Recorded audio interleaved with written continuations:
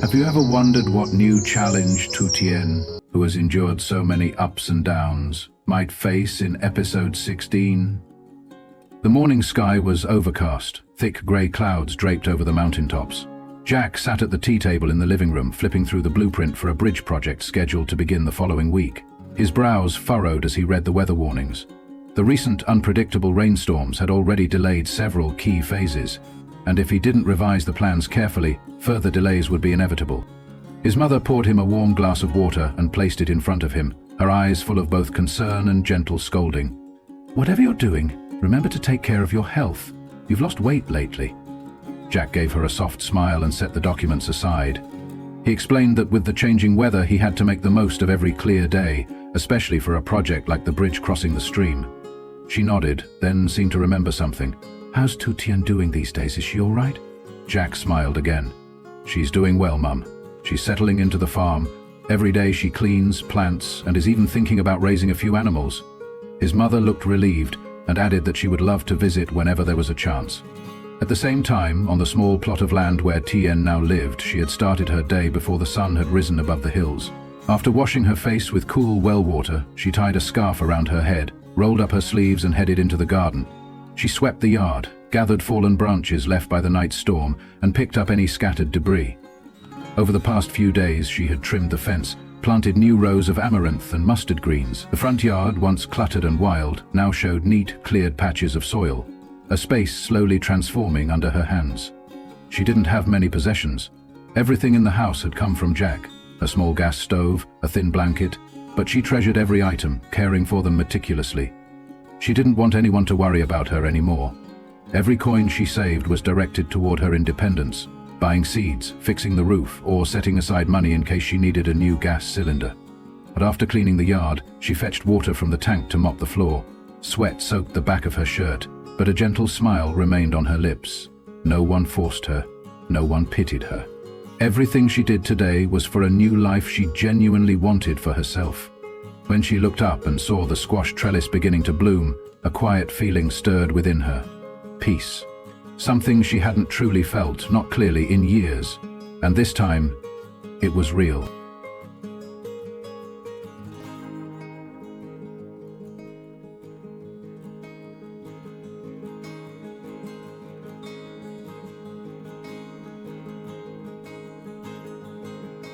That morning a light drizzle fell gently from the overcast sky. Tu Tien was weeding her garden when Jack arrived, dressed in a white shirt, wearing a safety helmet, holding an umbrella in one hand and a small bag in the other. He asked if she'd like to join him for a charity haircut event for children in the Highlands. Tu Tien hesitated. "I've never cut hair before. I'm afraid I might mess it up and make the kids sad." Jack smiled, reassuring her gently that he didn't need her to cut hair. Just to be there, help tie their hair, hand out gifts and tidy up. That alone would mean a lot. She didn't say much, but her eyes lit up. She nodded. Jack's pickup truck rolled through muddy, red clay roads, slippery from the previous night's rain. They arrived at a small school where a makeshift shelter had already been set up. Beneath the shelter, a few plastic chairs were arranged neatly.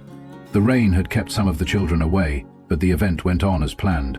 Jack and the volunteer team got to work cutting hair. Tu Tien busied herself arranging chairs, gently guiding each child to their seat.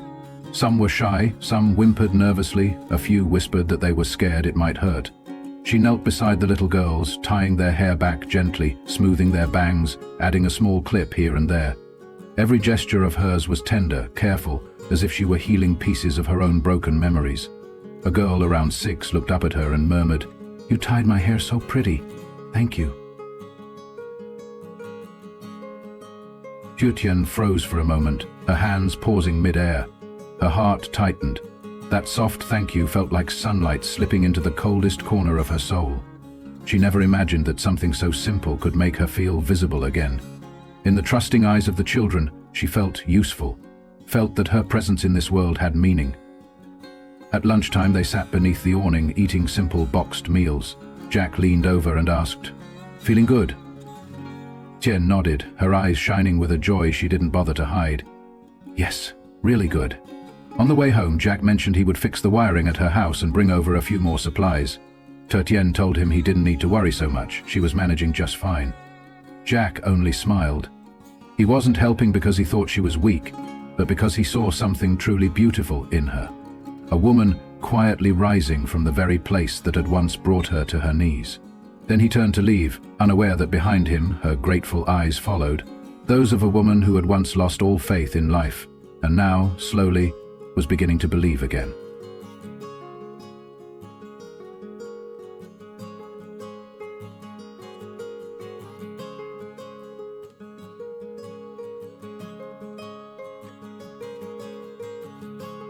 After the charity event, Jack and Tu Tien stopped by a small noodle shop in the market for a bowl of bun. The place was simple, just a few wooden tables and chairs, but warm and full of people. Tu Tien still carried a trace of shyness when walking beside Jack in public, though she had slowly grown used to his presence during their daily outings. Jack sat across from her, eating while recounting the first time he had volunteered at a free haircut program for children. Tu Tien listened attentively, occasionally smiling. After their meal, Jack mentioned he had one more stop, then led her to a small stall tucked along the side of the market. He picked out 2 shirts, one white, one pale blue, and held them up for her to see. "These are for you," he said softly. "Lately I've noticed you've only had 2 outfits you keep rotating." Tu Tien shook her head, clearly flustered. "You've given me so much already. Clothes, they're not necessary." But Jack had already paid the shopkeeper without her noticing. The new shirt fit perfectly, the fabric soft and smooth against her skin. When she stepped out of the fitting room, the look in Jack's eyes made her pause. He said nothing, just smiled. She looked down, gently tugging at the hem of the shirt, then spoke quietly. "I'll try to repay you. Not because you asked, but because I want to do something on my own, to say thank you, and really mean it." That afternoon, Jack brought Tu Tien along to visit a bridge construction site currently underway. Along the way, he explained that the project was already over 70% complete, but with the rainy season approaching, they needed to accelerate progress. Tu Tien leaned over the railing to observe the stream below, where temporary planks had been set up for villagers to cross. The workers moved quickly, sweat pouring down under the dry sun. After a round of inspection, Jack made sure to take her home before nightfall. At the gate, just as she was about to say goodbye, he gently held her hand, firm yet tender. He told her he didn't want her to keep creating distance between them. He wanted to know what she was thinking, what she needed. He wasn't asking for anything in return. He just wanted to walk with her for a while, however long that might be. Tu Tien looked at him, her eyes slightly misty. She didn't respond right away, but the small smile on her lips was answer enough. Then she stepped into the house, leaving Jack outside, feeling a quiet calm and patient hope. It wasn't about promises. It was the belief that she would open her heart, not because she was persuaded, but because she felt understood.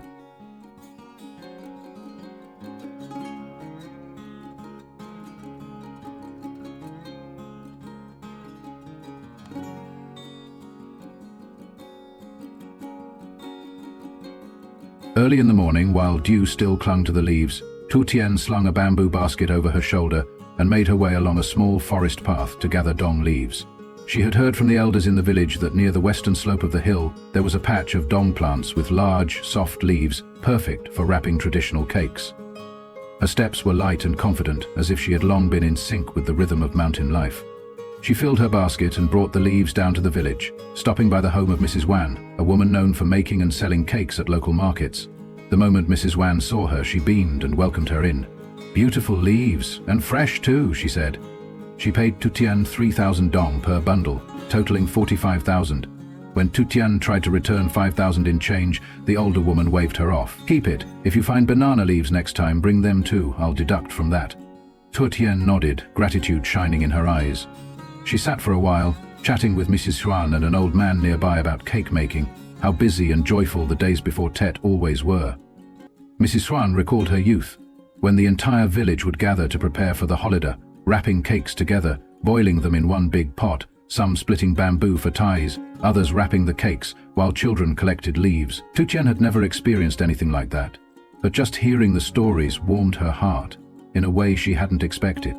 By early afternoon, Jack arrived at the farm with a sack of rice, a bottle of fish sauce, and a new light bulb. He grew worried after calling out several times without a response.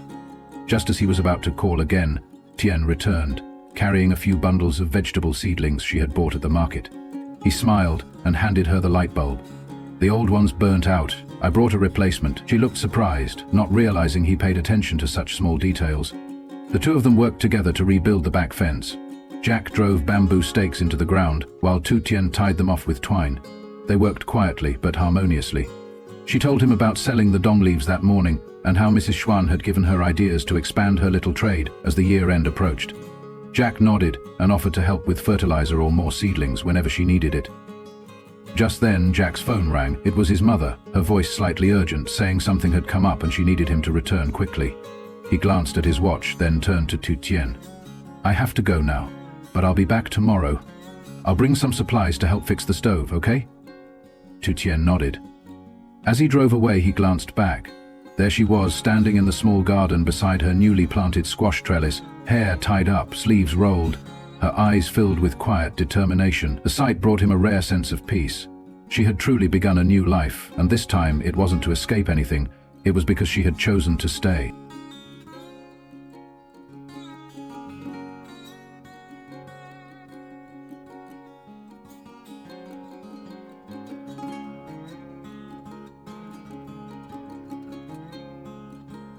Late in the afternoon, the kitchen in Jack's home was livelier than usual. His mother, along with Jiang, the daughter of her close friend, was busy cooking, preparing for Jack's surprise birthday dinner. The two women chatted excitedly as they worked, occasionally laughing at their own nerves, wondering how Jack would react. Knowing her son never remembered his own birthday, Jack's mother saw this as the perfect excuse to make the celebration all the more meaningful. Soon after, Luan, Jack's longtime friend, arrived with his girlfriend, carrying a gift and an assortment of pastries. They helped set the table, arrange flowers, placed the cake, and kept checking their phones to track Jack's arrival. As expected, Jack stepped through the front door, confused, just as confetti burst into the air and a chorus of happy birthday rang out. He froze, blinking in surprise, needing a moment to process what was happening.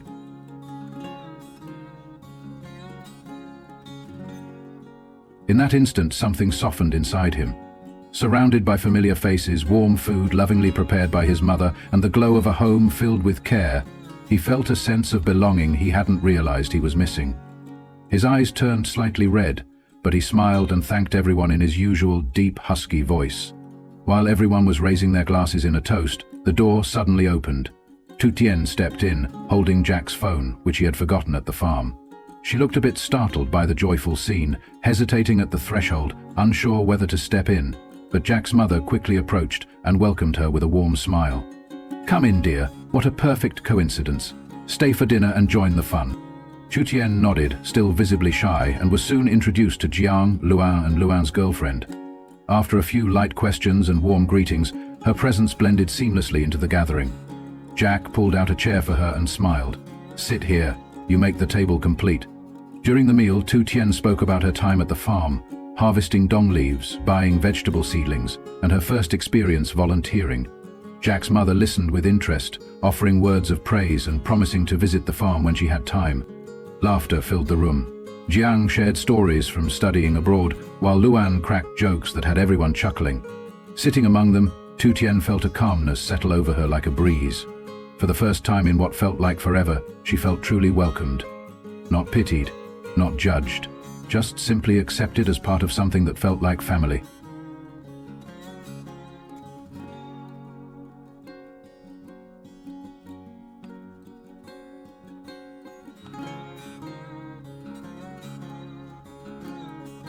Bàn tay nắm chặt vào và áo cũ, cô kìm nén để không bật khóc trước mặt những kẻ chẳng chút thương xót cô.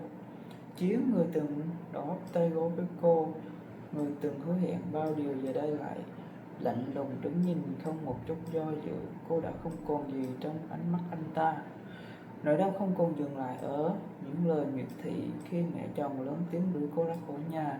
Tự tin gần như quỵ xuống, cô không biết mình đã làm gì sai ngoài việc sinh ra trong một số phận bất hạnh. Ngày cô về nhà chồng, cô cũng từng e thẹn bước qua bậc cửa này mang theo bao ước mơ về một mái ấm. Nhưng hôm nay cũng chính bậc cửa đó, cô phải rời đi trong tủi nhục, trong sự lạnh lùng của người chồng. Trong ánh mắt khinh bỉ của cả gia đình chồng, cô muốn phản kháng, Vốn hỏi Chiến rằng anh ta còn chút tình nghĩa nào dành cho cô không, nhưng rồi cô nhận ra điều đó chẳng còn quan trọng nữa. Cô chỉ là một món đồ bị vứt đi, bị thay thế